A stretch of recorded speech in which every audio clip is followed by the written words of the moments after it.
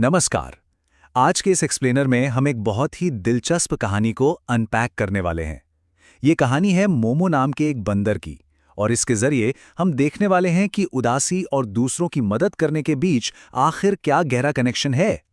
चलिए बिना वक्त जाया किए सीधे इस कहानी की गहराई में उतरते हैं और देखते हैं कि एक छोटी सी कथा अपने अंदर कितने सार्थक अर्थ छुपाए हुए है। एक बहुत ही अहम सवाल से शुरू करते हैं। क्या होता है जब जंगल का सबसे खुशमिजाज, सबसे एनर्जेटिक जीव अचानक अपनी मुस्कुराहट खो बैठे? ये एक बहुत बड़ा संकेत है ना? ऐसी जगह जहां हमेशा खुशी का माहौल हो, वहां अचानक उदासी का छा जाना किसी बड़े रहस्य जैसा लगता है।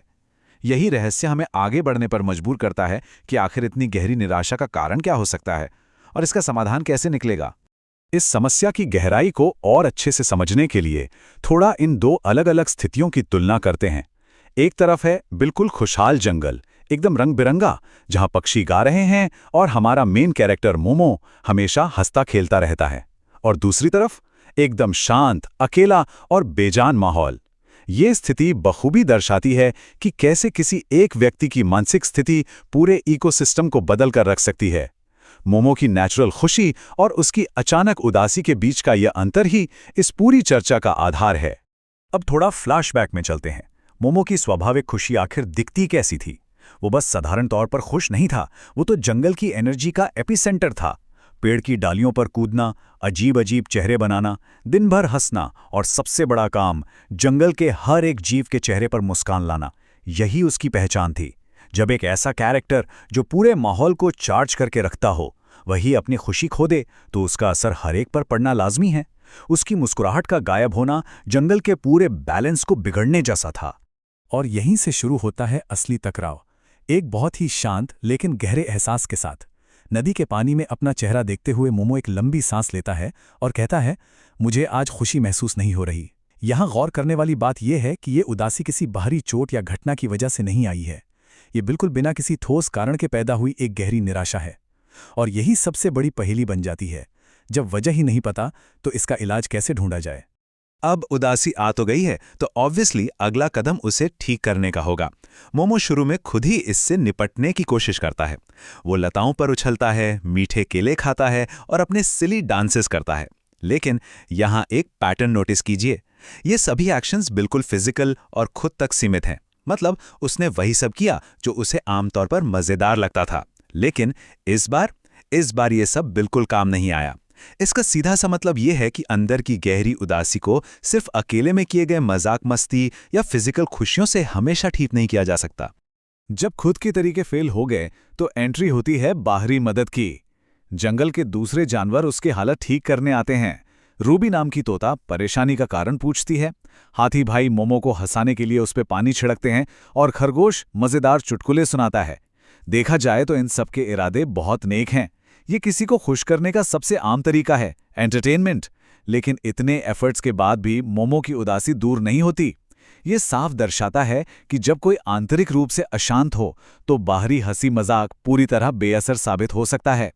चलिए इस पूरे कठिन दिन के आगे बढ़ने का ग्राफ देखते हैं। सुबह मोमो आंख खोलता है और उदास महसूस करता है। दोपहर दोस्त कोशिश करते हैं और निराश हो जाते हैं। और फिर आता है सूरज ढलने का वक्त। समय जैसे जैसे बीतता है, ये लंबा खिंचने वाली उदासी मोमो को और भी ज्यादा अकेला कर देती है। दिन भर की नाकाम कोशिशों के बाद एक अजीब सा सन्नाटा छा जाता है। लेकिन ठीक सनसेट के वक्त एक छोटी सी घटना इस चुप्पी को तोड़ती है और पूरी कहानी का रुख बदल देती है। बचाओ बचाओ, एकदम दबी हुई छोटी सी आवाज आती है।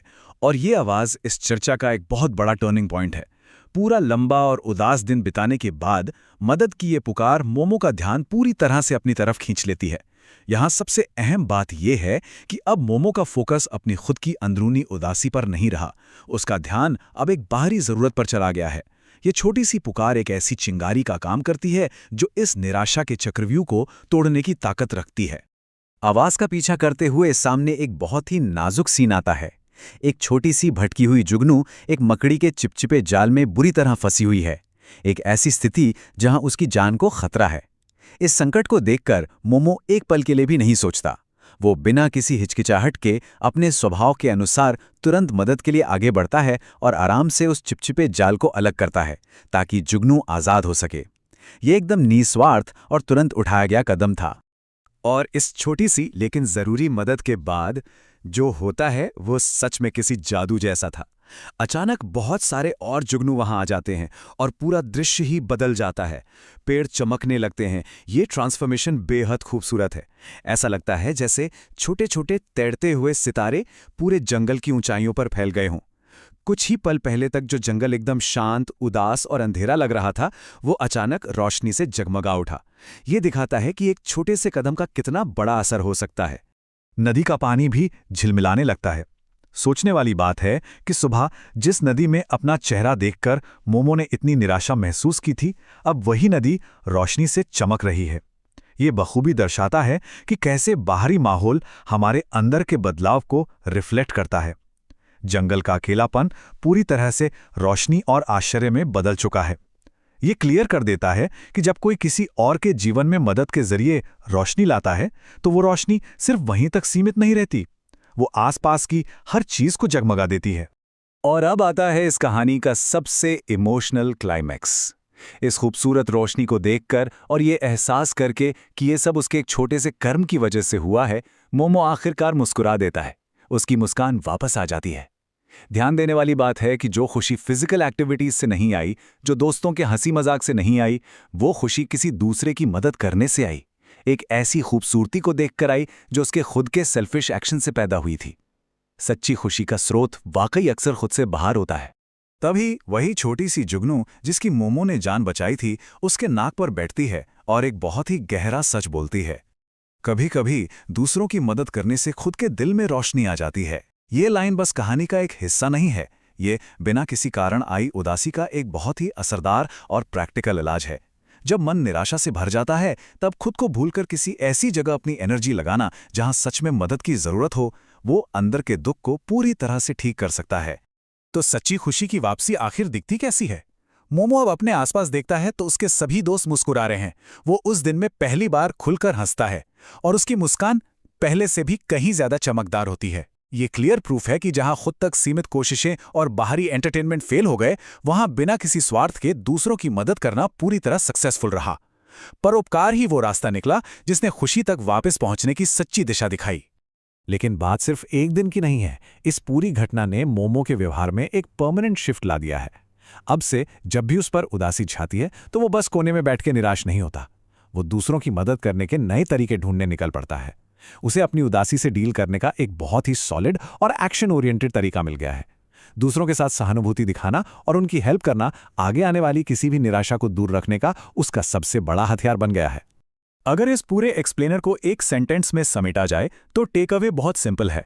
दूसरों की मदद करने से खुद के दिल में खुशी आ सकती है। ये इस विश्लेषण का सबसे बड़ा निष्कर्ष है। ये इस बात पर जोर देता है कि खुशी हमेशा अपने ही अंदर ढूंढने से नहीं मिलती। कई बार अपनी दुनिया से बाहर निकलकर दूसरों के साथ एक पॉजिटिव और मददगार कनेक्शन बनाना ही सच्ची शांति और खुशी पाने का सबसे इफेक्टिव रास्ता होता है।